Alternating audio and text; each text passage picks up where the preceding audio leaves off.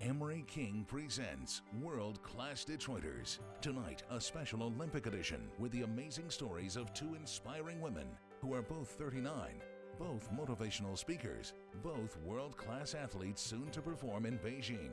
Sheila Taormina is a compact dynamo heading for Olympic history as the first woman ever to compete in 3 different sports.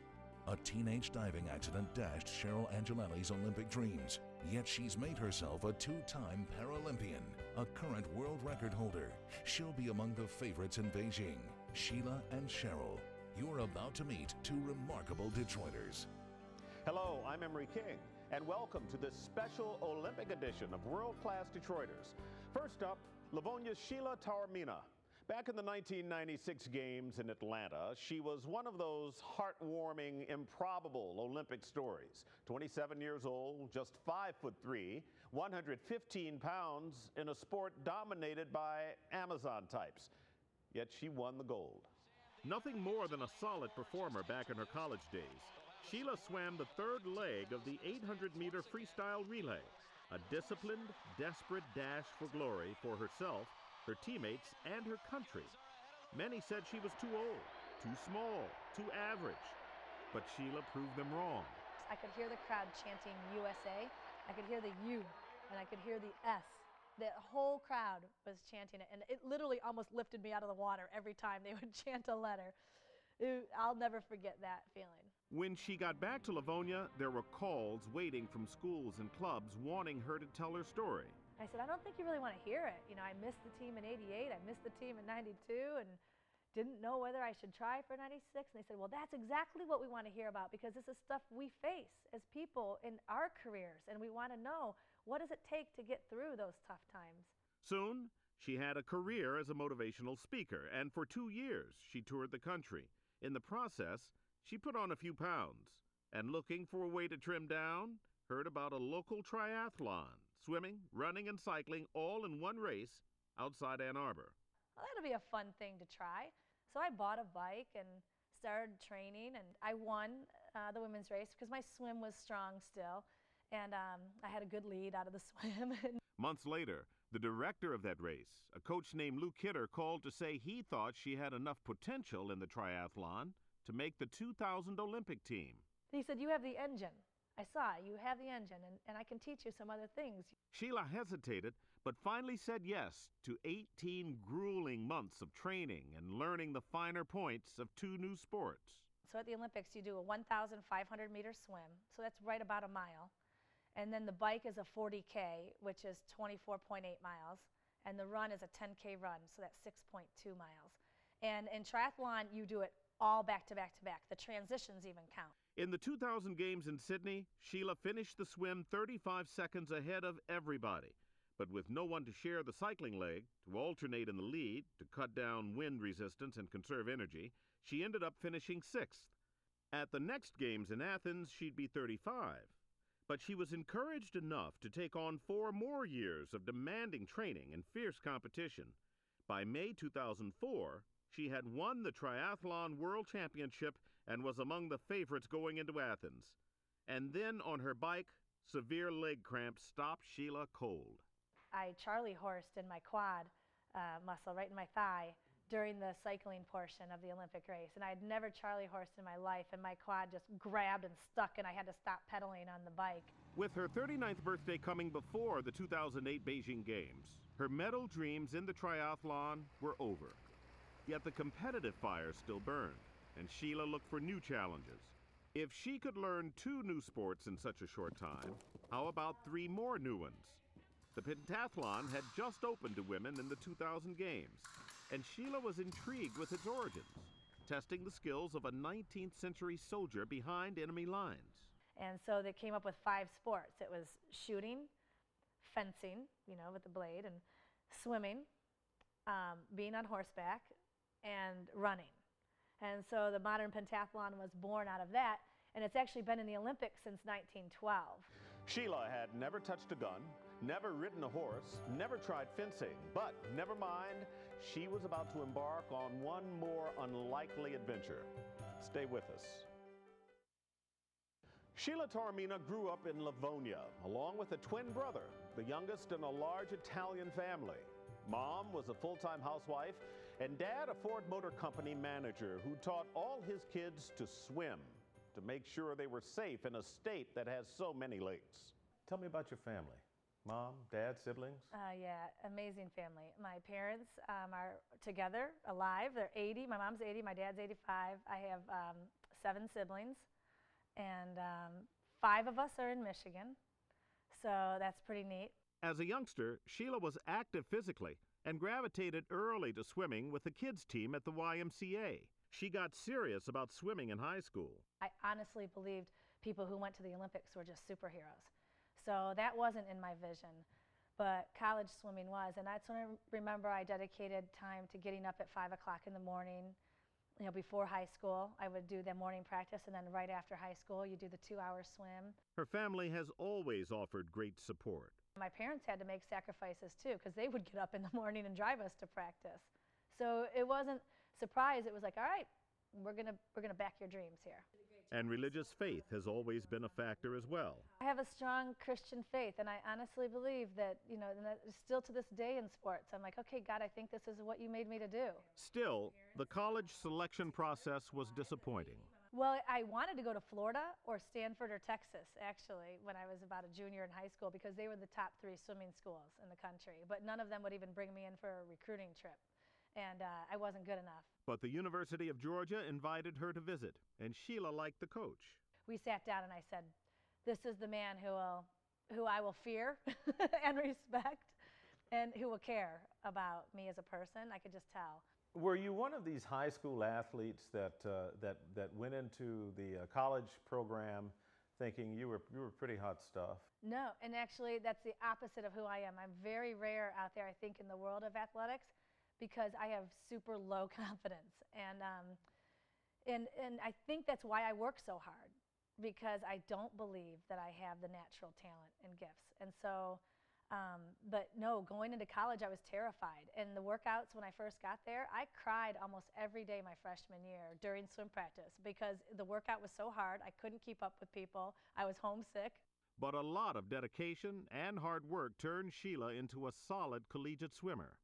Still, the Olympics in her freshman year, 88, and her senior year, 92, were not in the cards. I knew I couldn't make the team. It really would have taken 10 girls, you know, all getting sick for me to slide into the top spot.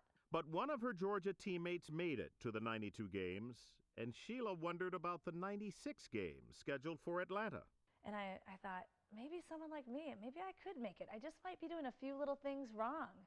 And I'll be 27 years old. No way, I don't have a chance. You know, I've got to get a job. Where would I swim? I don't want to swim for 4 more years. She had majored in business at Georgia, and her coaches advised her to do the practical thing and get an MBA.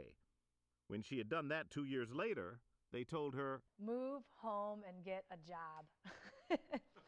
And you know, it's not that we don't believe in you, but you're so much more than a swimmer. Briefly, she hoped for a spot in a high-powered Olympic training program in Colorado, but she was rejected. Back home, with a job at Ford Motor Company, Sheila still had the urge, and her old high school coach, Greg Phil, said he'd train her right here in Livonia. But with only kids to swim against, she was doubtful. He said, you're right. Your teammates aren't as fast as the people in Colorado Springs. I'm not the top coach that they have in the country like they have out there, and our pool is only half the size of an Olympic pool. We don't have any of that fancy testing equipment. He said, and I can't pay you to swim like they could pay you out there. So he said, go ahead, learn to live your life that way. You have all these reasons why you can't make your dreams come true, so just give up. You could learn to live your life that way. He said, or you can live your life another way, and that is you look at what you've been given and you make your dream come true. And I said, well, what have I been given? I don't see much of what And he said, we have water in our pool, and you need water. And I just laughed. I'm like, you kidding me? But for 2 years, Sheila trained with her old coach before and after work at Ford. And, as we already know, this improbable story had a happy ending at the Olympic trials. I was the last person to make it by 1/10 of a second. I was too afraid to look at the scoreboard to see if my hand had gotten on the wall.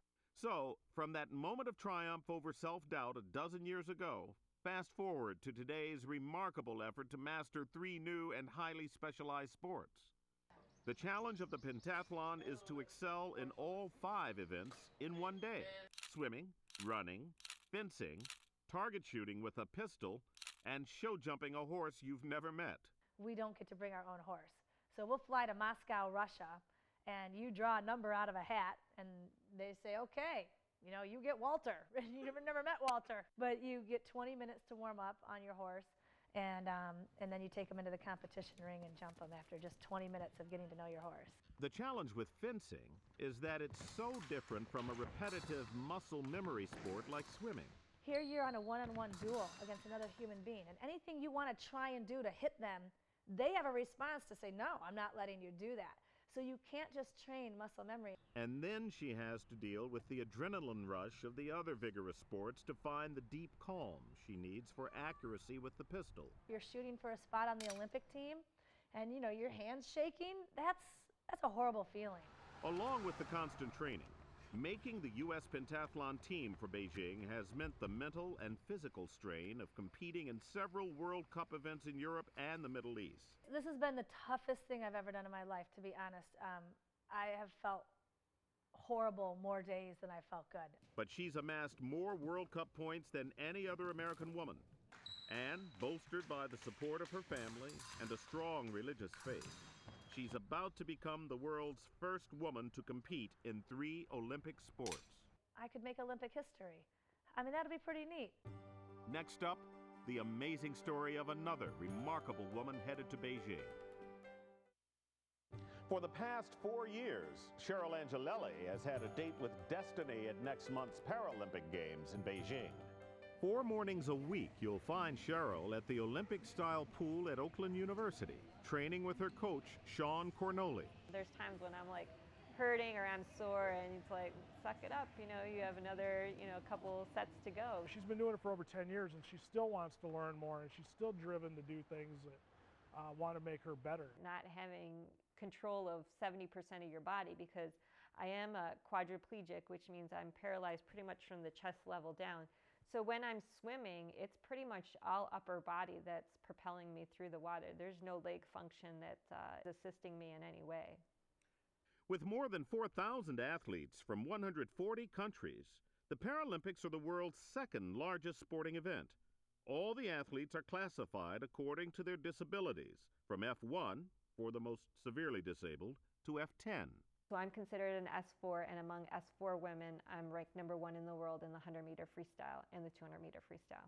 How does it make you feel? On one hand, it's like this totally exhilarating feeling to know that you're at the top, and then it's scary because it's your race to lose. Recently, she was honored for a career that includes 2 bronze medals at the 2004 Games in Athens.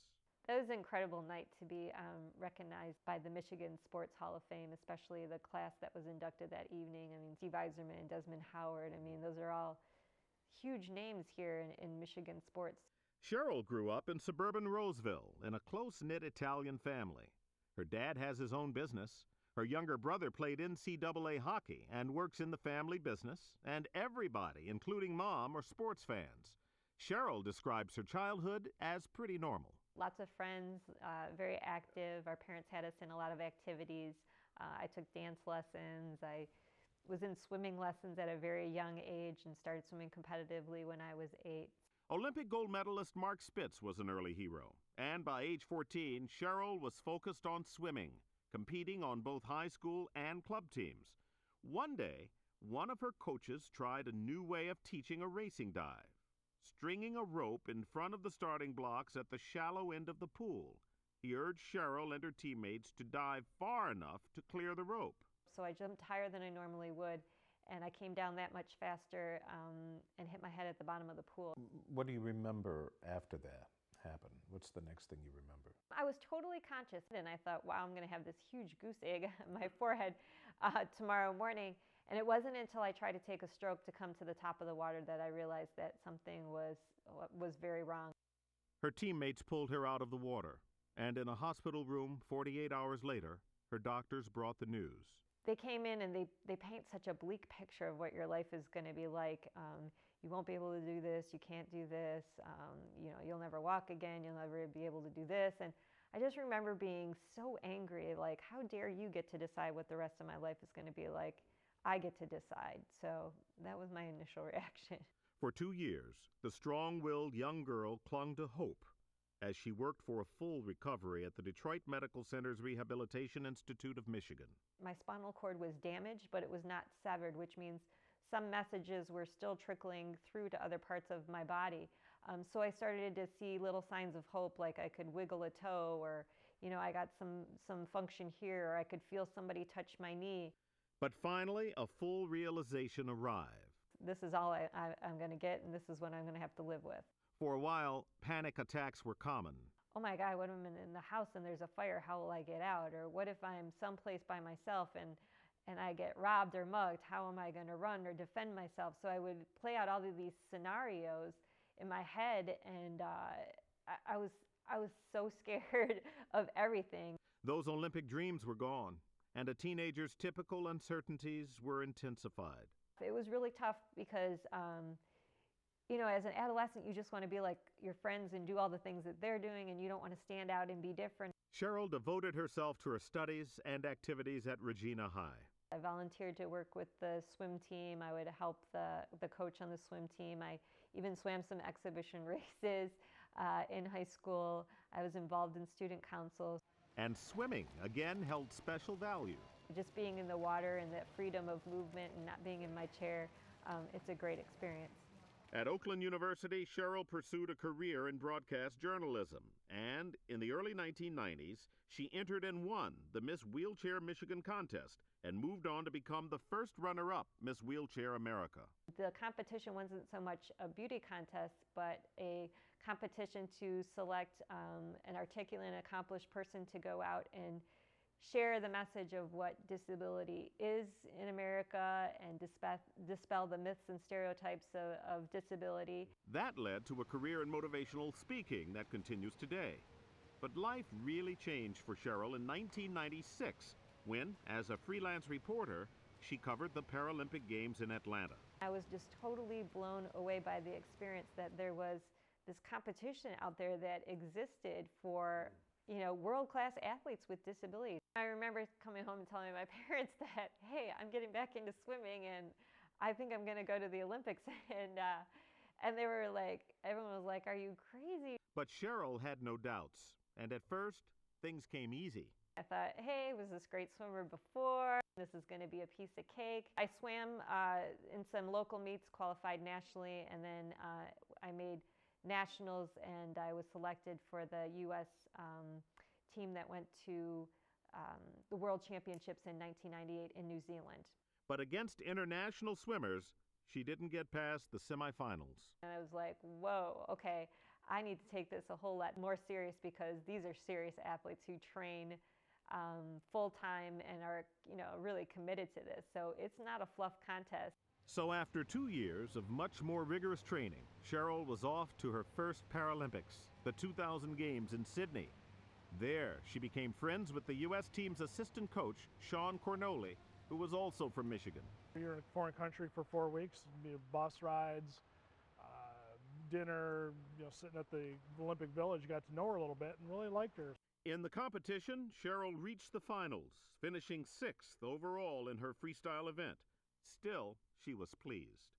I didn't win gold or silver or bronze, but I did come home with diamonds. So that's right. I came home with one precious stone, right? Yes, when they returned from Sydney, Cheryl and Sean were an item. As they dated, she asked him to coach her for the 2004 Games in Athens. I remember when we first started training together and he was setting these goals and I thought, gosh, these are totally unrealistic. And, you know, he's a great coach, he's a great teacher, a great motivator, and I reached those goals. I think she's incredibly intelligent. I think that adds to how beautiful she is anyway. I just think she's very bright, very insightful. In August 2002, Cheryl and Sean were married, and with some serious braces, her dad's supporting arm, and incredible determination, Cheryl managed to walk down the aisle. So what's it like when your coach is your husband? It can be challenging sometimes. He likes to say that he likes it because it's the only time he gets to be in charge. It can be interesting, but like I said, we have a good relationship and a mutual respect for one another, so it's a good partnership. And 4 years ago, it resulted in those 2 bronze medals in Athens. A great payoff for all those long, grueling hours in the pool 4 times a week before heading to her full-time job at the Rehabilitation Institute of Michigan. Yes, the same place where she began her rehab at age 14. Today, she's the Institute's PR and marketing director, a position that sometimes lets her work from her home office in Clinton Township. You get to see miracles happen every day, people who come in who, like myself, you know, at the bottom of the barrel, you don't know what your life is going to be like, and then to progress to a place where you can be independent and have a life, I mean, it's great. Of course, Cheryl herself is a miracle as she goes for the gold in Beijing. 20,000 people and cameras and, you know, being there and representing your country. You know, when they announce your name, Cheryl Angelelli representing the United States, I mean, it takes your breath away for a minute. You know, it's like, whoa, this is bigger than just me now. Please stay with us. I'll have a final word on both Cheryl and Sheila when we come back. 2003 was a nightmare for Sheila Taormina. For a year, as she trained for the Athens Games, a man she didn't know stalked her with ugly, dangerous threats. Finally, sent to prison for 5 years, he was released earlier this year. She hasn't heard from him since, but it's been just one more battle for this amazing young woman who's about to make Olympic history. As for the remarkable Cheryl Angelelli, I asked if she ever thinks about what life might have been like if that terrible accident had not happened.